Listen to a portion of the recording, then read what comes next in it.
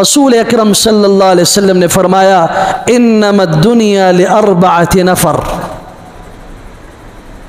دنیا 4 لوگوں کی ہے، اس دنیا میں 4 قسم کے لوگ رہتے ہیں، اور آپ غور کیجئے کائنات کا کوئی بھی فرد ہے انہی 4 میں سے کوئی نہ کوئی ایک ہوگا، 5ویں قسم ہو ہی نہیں سکتی۔ انما الدنیا لاربعۃ نفر، رجل، پہلا آدمی وہ ہے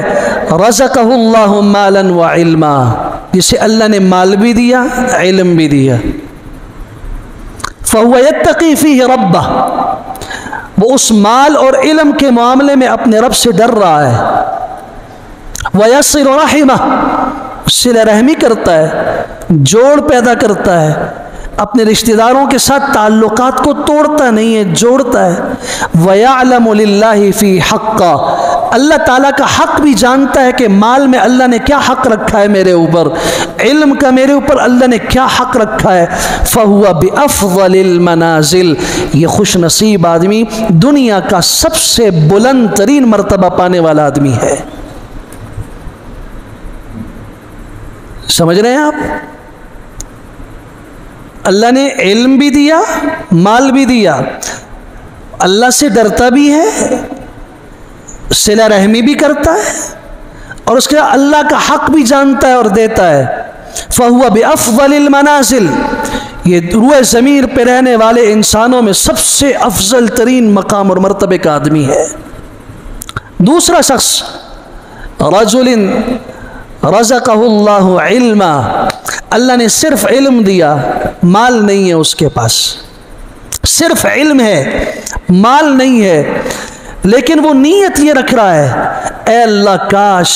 مجھے بھی تو فلاں آدمی کی طرح مال دیتا تو میں بھی ایسا کرتا جیسے اس نے کیا، مسجد بنائی میں بھی بناتا، مدرسہ بنایا میں بھی بناتا، فقراء یتیم بیوہ مساکین کی کفالت کی میں بھی کرتا، حج پہ گیا عمرے پہ گیا میں بھی جاتا۔ اس نے کنویں کھدوائے، راستے کشادہ کیے، لوگوں کے لیے سہولیات پیدا کی، آپ کو راضی کرنے کے لیے اپنا مال خرچ کیا، کاش اللہ میں بھی ایسا ہوتا میں بھی یوں کرتا۔ رسول اکرم صلی اللہ علیہ وسلم نے فرمایا اس آدمی کی نیت پر اللہ تعالیٰ اسے پہلے آدمی کے برابر اجر عطا فرماتے ہیں۔ صرف علم ہے مال نہیں ہے، لیکن ارادہ اتنا خوبصورت رکھا۔ ہمارے ہاں تو ارادوں میں بھی تنگی ہے، ہم تو یہ پہلے سے اپنی اولاد کو بھی یہ بتاتے ہیں کبھی بھی ایسا نہیں کرنا، فلاں آدمی اس کے مکان کے پاس تھوڑی سی جگہ ہے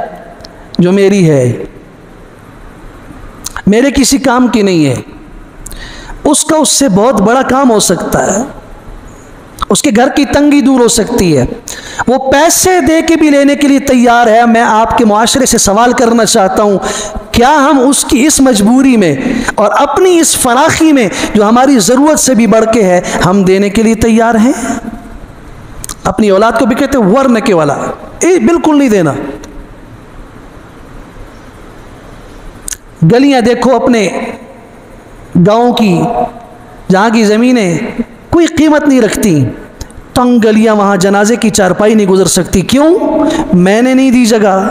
اس نے نہیں دی، اس نے نہیں دی، اپنے اوپر تو تنگی آئی۔ نیت بھی ہم نہیں کرتے خیر کی اور نہ اپنی اولاد کو کرنے دیتے ہیں، جبکہ امام الانبیاء صلی اللہ علیہ وسلم نے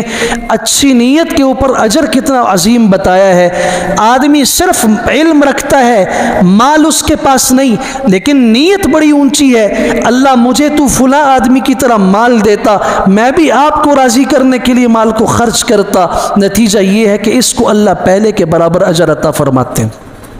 تیسرا آدمی رجل رزقہ اللہ مالا ولم یؤتہ من العلم شیئا، تیسرا آدمی جسے اللہ نے صرف مال دیا علم نہیں دیا، جاہل ہے، علم نہیں ہے لیکن مال ہے اس کے پاس، اور فہو یخبط فیہ، وہ اس مال میں سرکش زندگی گزار رہا ہے،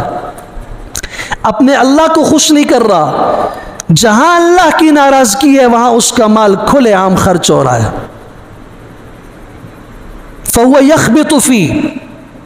سرکشی والی زندگی مال کی بنیاد پر. فَهُوَ بِأَخْبَثِ الْمَنَازِلِ، امام الانبیاء صلی اللہ علیہ وسلم نے فرمایا روئے زمین پر سب سے بدترین مرتبے کا آدمی ہے تو یہ آدمی ہے. چوتھا، وہ آدمی جسے اللہ نے نہ علم دیا نہ مال دیا، فقیر بھی ہے مال بھی نہیں، علم بھی پاس موجود نہیں ہے، جاہل آدمی ہے، لیکن اس کی نیت ایسی غلیظ اور گندی نیت ہے جو یہ کہتا ہے اگر میرے پاس مال ہوتا نا تو جو فلاں آدمی نے خرافات پہ اور رسومات پہ اور اللہ کی ناراضگی پہ جو مال خرچ کیا میں اس سے بڑھ کے کرتا. ایسا ہے نہیں اس کے پاس.